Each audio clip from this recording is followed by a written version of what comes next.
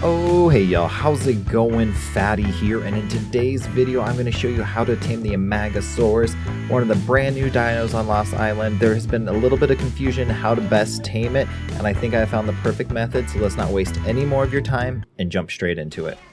So first off, they're found really commonly in the snow biome. Rough coordinates would be 30.9, 46.8. Now for this one, you're gonna need a lot of different things. You're going to need at least a couple different soups, either the Callian or the Freya. It has to be one of the temperature-giving soups because you have to match temperatures with the Amargasaurus before you can start taming, as well as sweet veggie cakes and exceptional kibble. Now, these guys are very unique taming methods. So once you eat the soup, you can approach them nicely. If you don't have a soup activated, they're going to come at you very aggressive. So just have a soup activated before you do. Then when you come up, you can temperature match, and then it's going to follow you, and it's going to want to hunt, and it's kind of like to prove that it's like worthy to be your tame, or it's just like a bonding method, however you kind of want to see it. And what it's going to need to do is actually hunt with you, and it has to be aggressive dinos. So in like this little method right here, I called a mammoth near it, and it just didn't want to do anything with a mammoth. There was actually a mana nearby, so it was like, oh, I'm going to go tackle this mana. This method is extremely difficult. When I first tried this, though, it was before some of my later testing, and I found out that it does not actually have to do any of the damage to get the effectiveness. There are only a couple stipulations that will give it its taming effectiveness or increase its taming.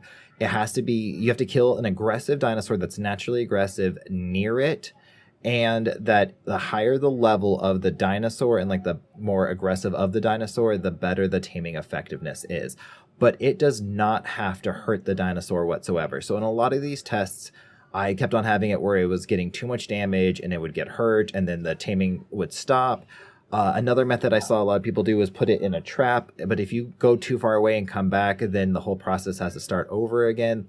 And these things are extremely weak. If you don't find a high level one, they're going to get shredded. Even if it drops below 85% of its health, it just starts losing taming effectiveness. So it's really, really tricky. So this one is going to be one of the hardest ones to solo tame, but I think there are a couple methods that you could do that would really help.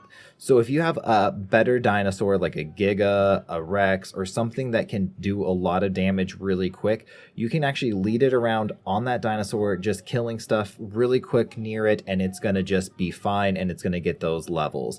Anytime it gets hurt, you're going to have to give it a sweet little veggie cake, and then it's going to heal up a little bit, and that's fine. So another method is you can leave it in a trap and then have someone with like an RG or a wyvern or something grab some aggressive dinosaurs, bring it nearby, kill it while it's near the trap, and then it's going to get those levels too. But you have to actually be in pretty close vicinity to it, or it's just going to lose its taming effectiveness. So my biggest tip with this thing is do not let it take damage, right? Don't let it do damage. Just get in a trap, have it follow you, and then just try to do everything that you can ahead of it so it doesn't take damage. It won't lose the taming effectiveness. Now, it goes through a couple different cycles. Once you get it just kind of started, it's just going to ask to hunt. After it hunts, it's going to want veggie cakes, and it's going to want to hunt again. And then every once in a while on your screen, it will pop up saying something like this, where it says like, hey, the dinosaur is hungry before it wants to hunt some more. That's when you're going to need to give it some exceptional kibble, or any of the like crops or anything like that will work. But again, it's just going to drop that taming effectiveness significantly. So like I said, I'm just going to recap really quick because I just threw a lot at you guys at once. Do not let it attack. If you're going to trap it, leave it in the trap. Bring stuff close to it, like a teammate or someone else to bring it to you. Don't let somebody else kind of handle that, or let someone else handle that. You stay next to it so you can get that effectiveness. Other than that, you can walk around, like I said, something a little bit more aggressive, but you can hurt the Amargasaurus. You can hurt Mr. Spiky Bob over there.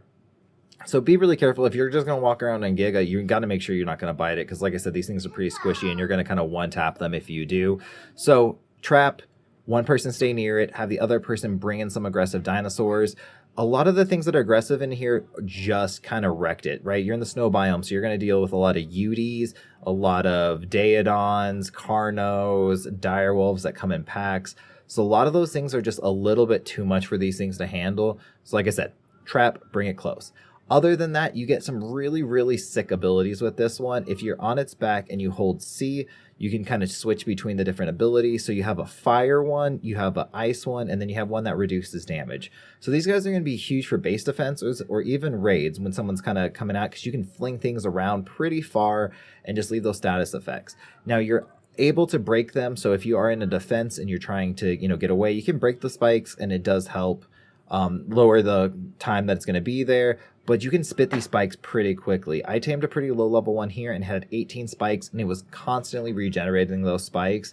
So it doesn't really take that long to get more of them, as well as the saddles, as you see here, take also some of the spikes that you need.